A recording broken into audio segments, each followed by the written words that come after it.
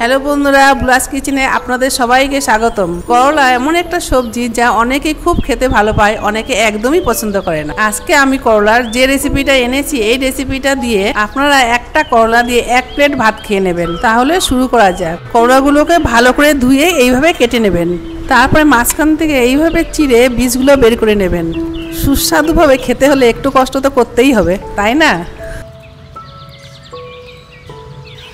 আলাদা একটা বাটিতে নিচ্ছি 1 চামচ লবণ, 1 চামচ হলুদ আর অল্প জল। এইগুলোকে একসঙ্গে মিশিয়ে করলার বাইরে এবং ভিতরে লাগিয়ে নিচ্ছি, যেমন লাগে করলার গায়ে হলুদ হচ্ছে। করলাগুলোকে 10 মিনিটের জন্য হলুদ লবণ লাগিয়ে রেখে দিলাম। এখন গরম কড়াইতে দিচ্ছি হাফ বাটি বাদাম, এটাকে হালকা ভেজে নিচ্ছি। তারপরে দিচ্ছি সাদা তিল, এটাকেও একসঙ্গে ভেজে নিচ্ছি।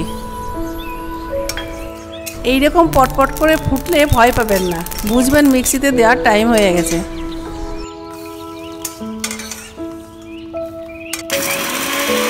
এইভাবে পাউডার করে নিয়ে তার মধ্যে দেবেন কয়েক কোয়া রসুন আর কেটে নেওয়া বড় একটা পেঁয়াজ।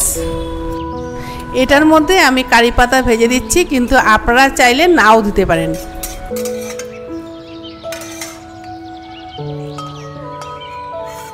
এখন সবগুলোকে একসঙ্গে পেস্ট বানিয়ে নিয়েছি।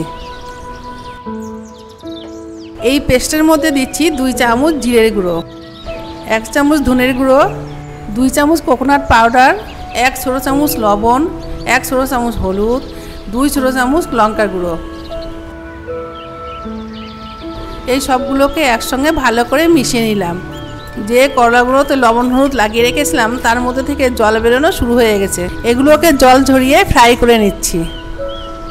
বন্ধুরা, আপনারা তো সবাই জানেন যে করলা সুগারের জন্য খুব ভালো, হার্ট, স্কিন সব কিছুর জন্যই ভালো। তাই পারলে অনেক করলা খাবেন। করলাগুলো হালকা ফ্রাই হয়ে গেছে, এখন উঠিয়ে নিচ্ছি। এখন বানিয়ে রাখা মশলার পেস্টগুলো ওর ভিতরে ঢুকিয়ে দিচ্ছি।